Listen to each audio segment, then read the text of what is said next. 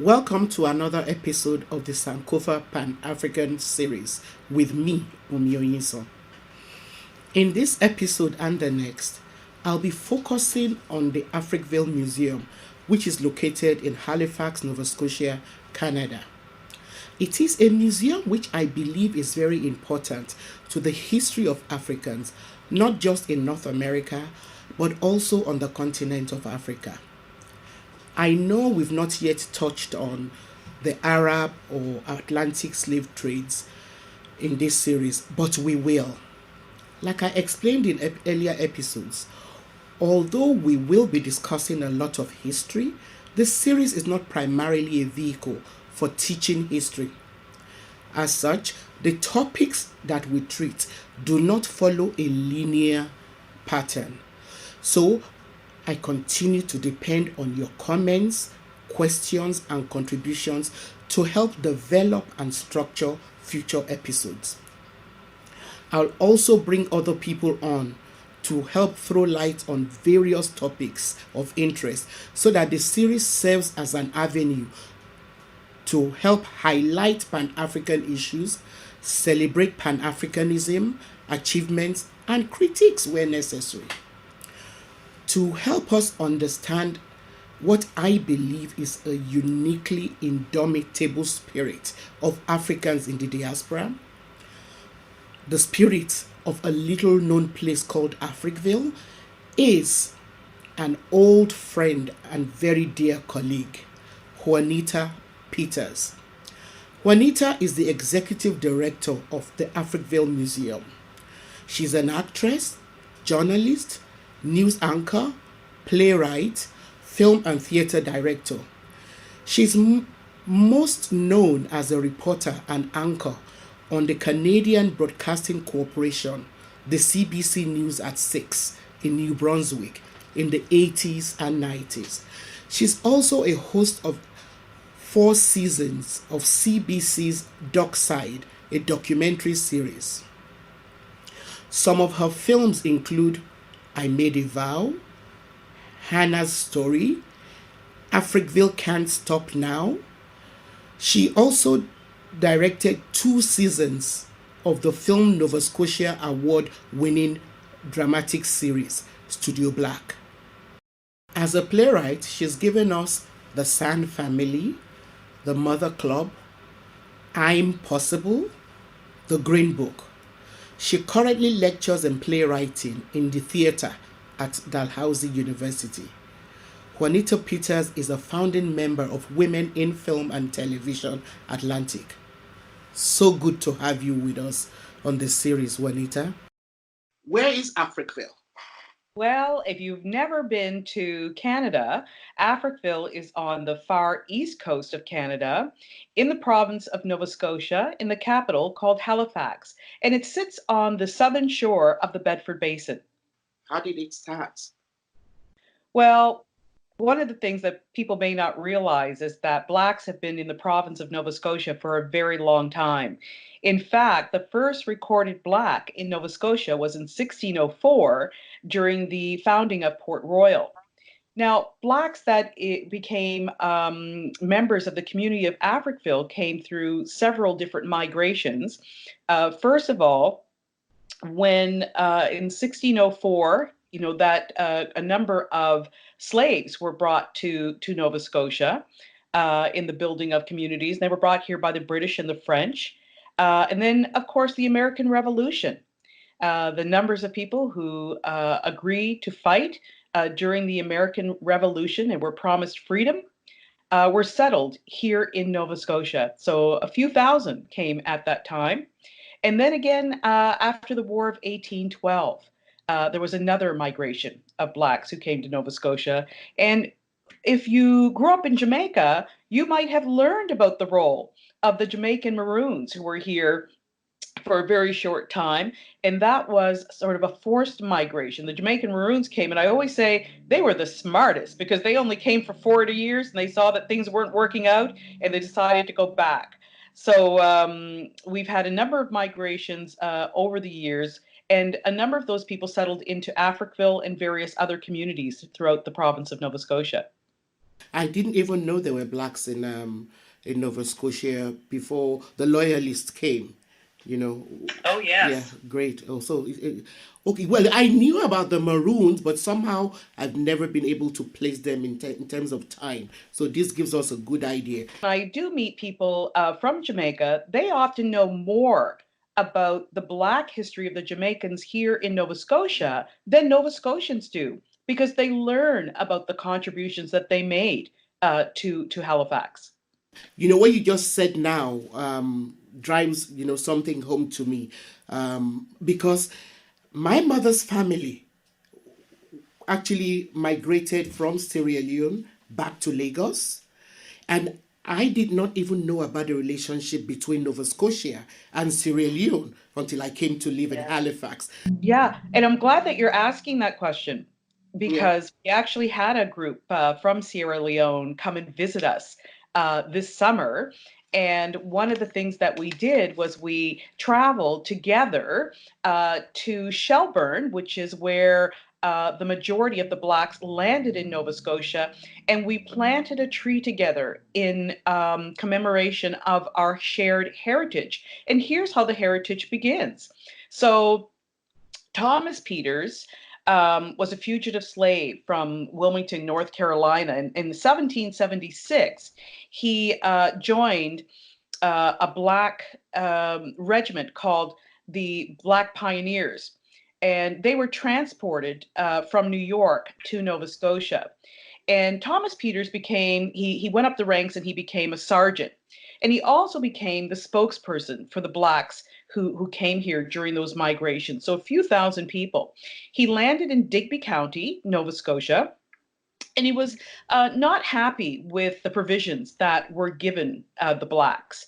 And so he moved to St. John, New Brunswick, but he found that he was having the same issues in St. John, New Brunswick. They were not given the things that they were promised. So he became a spokesperson for the Blacks, and he wrote many petitions to the king in hopes of getting answers to why they weren't getting what they were promised.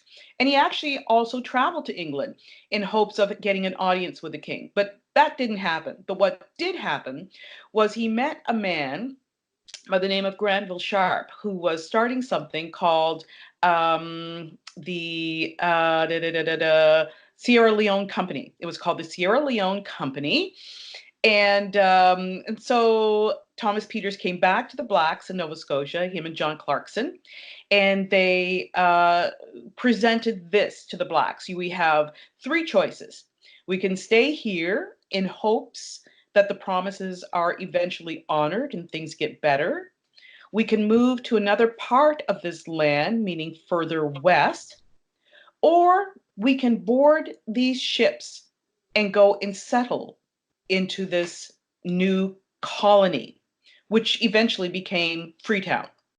Unfortunately, Thomas Peters died within a year of landing in Sierra Leone or Freetown, but not without leaving a legacy here in Canada.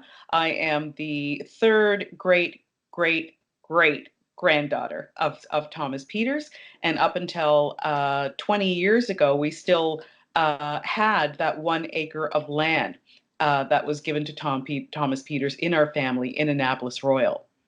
Wow, wow. So this is actually living history. Yes, it is. Yes, it is. And I also know that there are Peterses, there are, in there are families that have the last name Peters in Freetown, and then in Nigeria. Who knows what the links and the connections are. I certainly believe, that where Africans in the diaspora, like African Nova Scotians, are a lot closer than Africans who are back on the continent than we actually know about.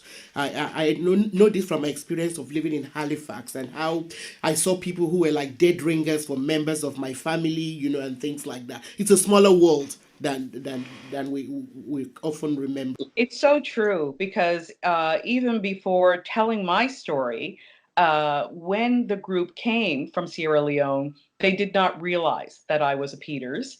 And the minute they got off the bus, there were just so many almost eerie, similarities between a lot of my great uncles and aunts, just in mannerisms and approach. And it was, quite warming, really, really heartwarming.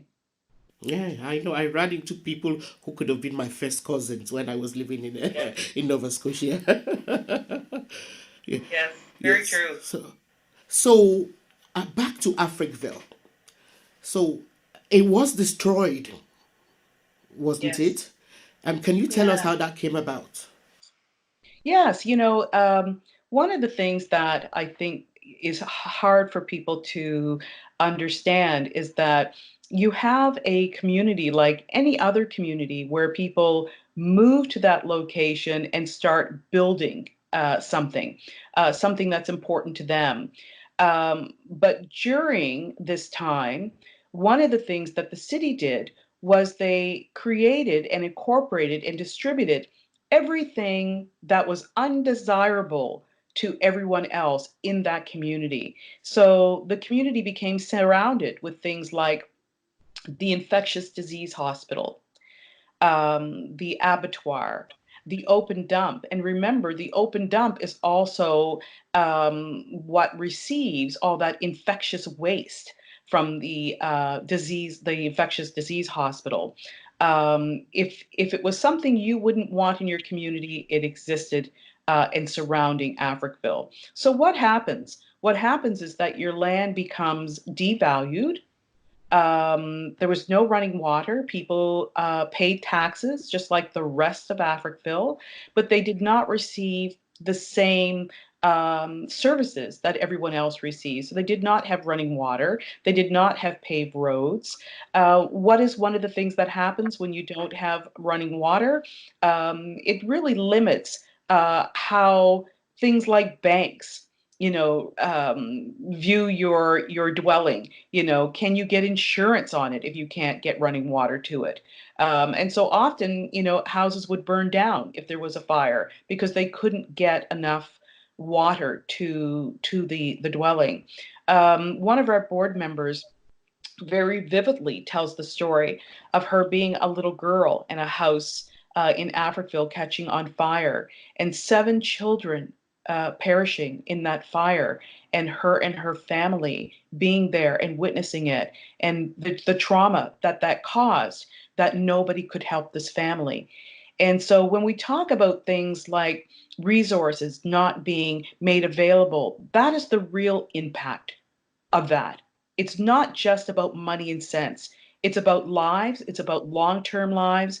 Many Africville residents have claimed that because they lived so close to the open dump and all the things that it delivered into the community, that there's a high rate of cancer from descendants. And there are other counties, Black communities, who talk about that as well, like Shelburne County.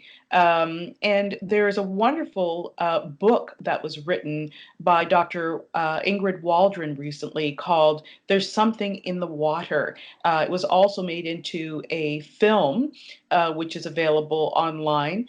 It's really worth a look at because the research in this is astounding when you look at what Black Nova Scotians and Aboriginal Nova Scotians have faced.